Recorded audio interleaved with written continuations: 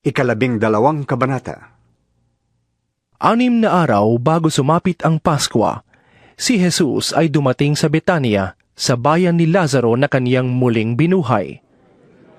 Ipinaghanda siya roon ng hapunan. Si Lazaro ay isa sa mga kasalo ni Jesus at si Marta naman ang naglilingkod sa kanila.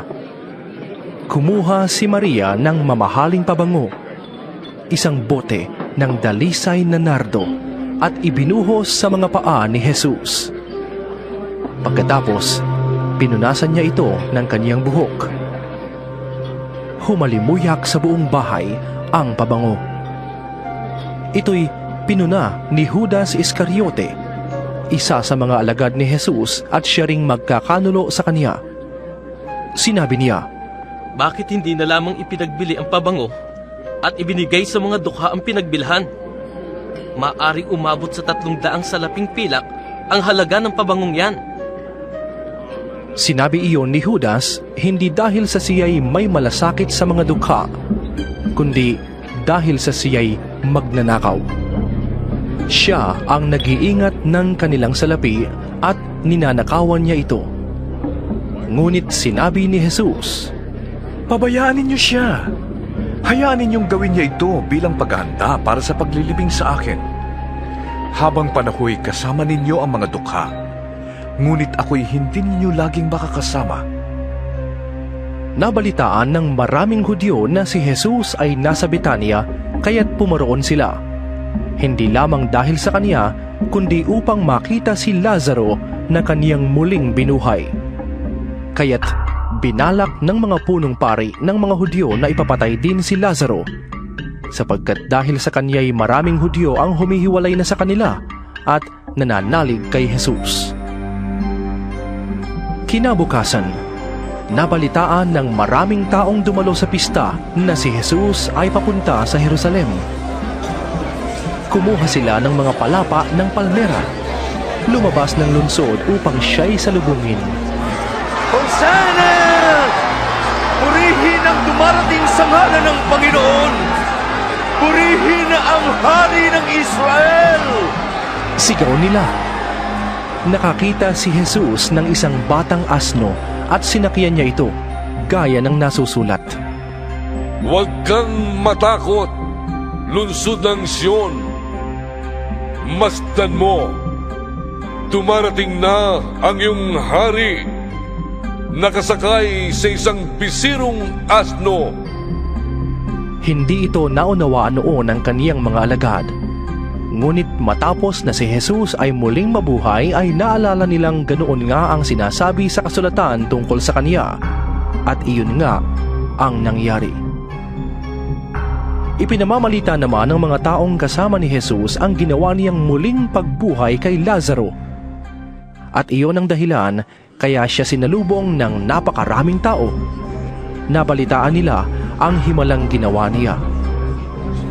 Kaya't nasabi ng mga Pariseo, "Walang nangyayari sa pagsisikap natin. Tignan ninyo, sumusunod pa rin sa kanya ang lahat." May ilang Griyegong dumalo sa pista upang sumamba. Lumapit sila kay Felipe na taga Betsaida sa Galilea at nakiusap. "Ginoo, ibig po naming makita si Jesus." Ito'y sinabi ni Felipe kay Andres at magkasama silang lumapit kay Jesus at ipinaalam ang kahilingan ng mga iyon. Sumagot si Jesus, Dumating na ang oras upang parangalan ang anak ng tao.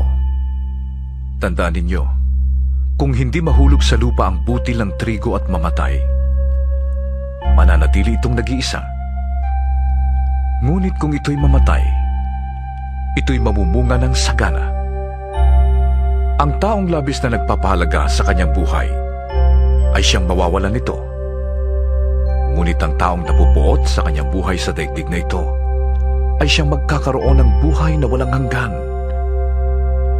Ang naghahangad na maglingkod sa akin ay dapat sumunod sa akin. At saan man ako naroroon ay pumaparoon din siya. Pararangalan ng Ama ang sinumang naglilingkod sa akin. Ako'y nababagabag ngayon Sasabihin ko ba, Ama, iligtas mo ako sa oras na ito?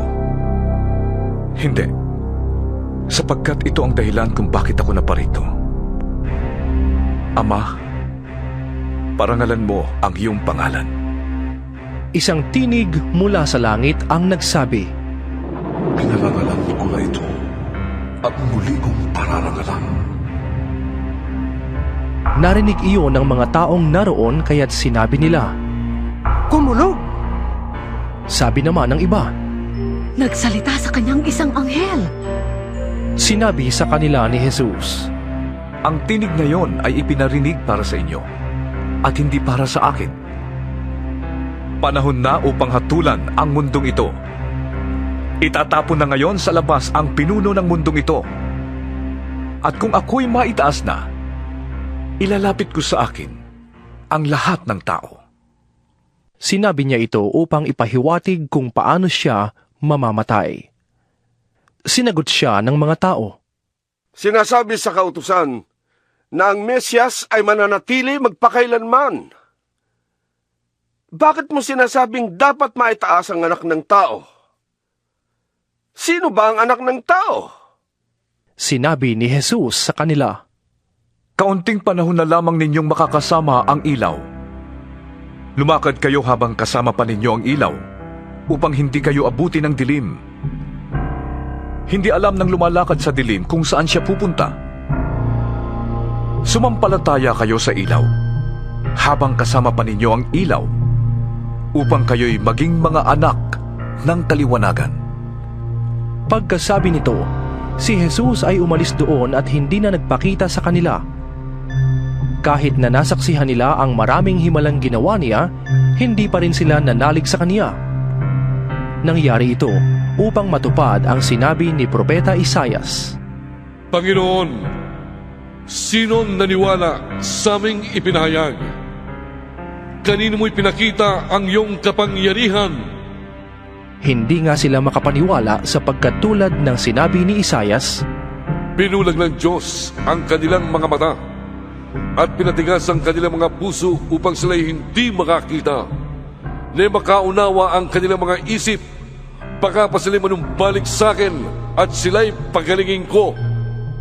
Sinabi ito ni Isaias sapagkat nakita niya ang kaluwalhatian ni Jesus at nagpahayag siya tungkol kay Jesus.